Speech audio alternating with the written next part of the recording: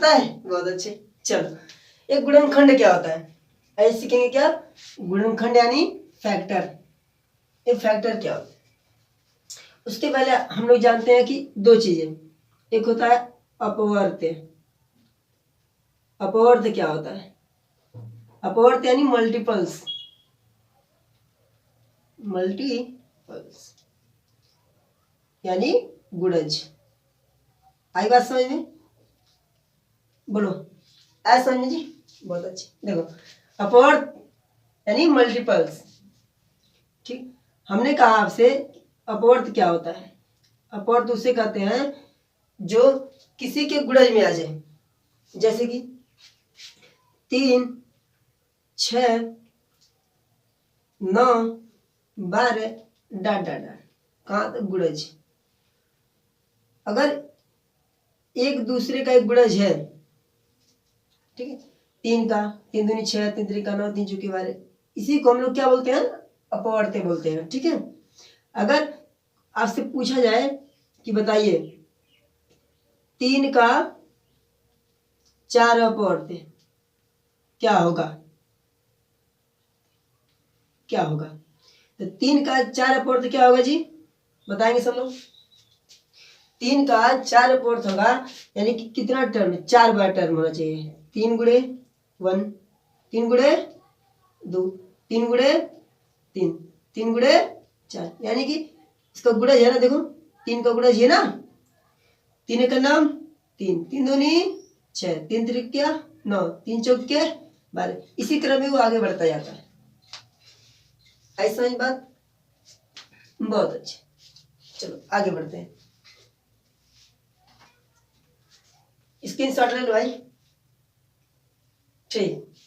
चलो, I hope कि आप लोगों को समझ में आया होगा कि मल्टीपल्स क्या होता है, इसे कहते हैं गुणज, ठीक। अब सीखेंगे हम लोग गुणनखंड। गुणनखंड क्या होता है, गुणनखंड का एक नाम होता है अपवर्तक। अपवर्तक, अपवर्तक का मतलब क्या होता है, अपवर्तक का मतलब होता है जी कि जितना भी इसका फैक्टर है, यानी कि कितने तरीके से इसको हम काट सकते हैं, कितने तरीके से इसको हम काट सकते हैं, ठीक है। जैसे कि मैंने कहा, चलो बताओ 4 का, 4 को हम कितने तरीकों से काट सकते हैं। देखो, पहला 1 से कटेगा, फिर 2 से भी जाएगा, फिर 4 से जाएगा। 4 का कितना अपवर्त है, बताएंगे सब लोग। 4 का कितना अपवर्त है जी, 3 अपवर्तक है। क्या है जी, 3 अपवर्तक है। आई बात समझ में, 4 का कितना अपवर्तक है, 3 अपवर्तक है। इसी तरीके से अब बताइए कि 10 का कितना फैक्टर होगा, 10 का कितना फैक्टर होगा। तो 10 को देखो 1 से कटेगा, फिर 2 के भी टेबल में आता है, फिर 5 के टेबल में आता है, फिर 10 से कटता है, और किसी से भी ये नहीं जाएगा, यानी इसको पूरा पूरा कट जाए भाग देने पे, ठीक है। तो 10 का कितना फैक्टर हो गया जी, 1 2 3 4, कितना फैक्टर हुआ, 4 फैक्टर्स हुआ। तो इसी को कहते हैं क्या, गुणनखंड। आई बात समझ में। चलो हम लोग सीखते हैं कि कैसे निकालते हैं गुणनखंड, तरीका सीखते हैं, ठीक है। आ जाओ, देखेंगे सब लोग। हमने कहा 12 का निकालो क्या, अपवर्तक या गुणनखंड, इस तरीके से किया जाता है, ठीक है जी। देखो, इसको देखो ध्यान से, आप लोग किसी से कट सकता है। देखो, सबसे पहले 1 से कटेगा, उससे ये तो पता है सबको। आई बात समझ में, ठीक। पहले देखो, सबसे छोटी संख्या से इसको काटने का होता है, ठीक है, सबसे छोटी संख्या से। जैसे कि देखो 2 का ऐसा पार पड़ते हैं कि 12 है, 2 छक्के 12। फिर तो ये किससे कटेगा, यानी कि किससे कटेगा जी, ये भी 2 से कटेगा, 2 तिहाई 6, 3 का नाम 3, और किसी से ही कटेगा नहीं। आई बात समझ में। चलो देखो ध्यान से, क्या होता है, अब इसका अगर हम अपवर्तक निकालते हैं ना, देखो एक तो सबसे छोटा एक होता है, एक से भी कटता है, फिर उससे छोटा क्या है, 2 है, फिर 2 से थोड़ा सा बड़ा 3 है, 3 से थोड़ा सा बड़ा 2 दूनी 4 है, फिर 4 से बड़ा 6 है, इससे बड़ा क्या होगा बताओ, अब किसी से नहीं जाएगा, यानी कि 12 होगा। आई बात समझ में? तो देखो 12 का फैक्टर निकल गया, देखो 1 2 3 4 5 6। आई बात समझ में? चलो बहुत अच्छे, आगे बढ़ते हैं कि क्या होता है, इसको कैसे पता करते हैं। कि पहले गुणनखंड करने का जो तरीका होता है उसमें आपको ये पता होना चाहिए कि फैक्टर्स निकालते कैसे, ठीक है।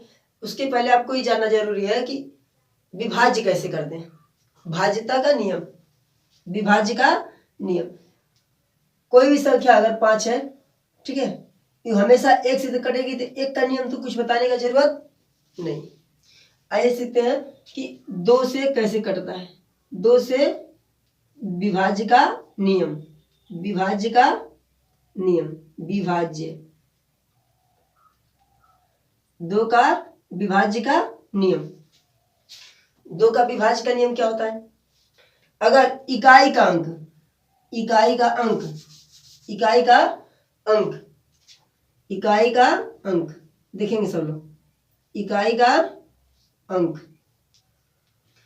अगर इकाई का अंक अगर 0 हो, 2 हो, 4 हो, 6 हो या 8, इकाई का अंक इन सभी में से अगर आता है तो हमेशा 2 से कटता है, यानी 2 का विभाज्य रूल है।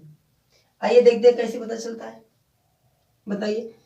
अगर मैंने कहा 10 है तो 10 किससे कटेगा जी, देखो इसका इकाई का अंक क्या है, बोलेंगे सब 0 है ना, इकाई का अंक क्या है 0, यानी कि किससे विभाज्य होगा, बोलेंगे सब लोग, ये 2 से विभाज्य होगा। देखो 2 से विभाज्य का नियम है, 2 से भाग देने पे 2 पंजे 10, दो कट गया नहीं पूरा पूरा।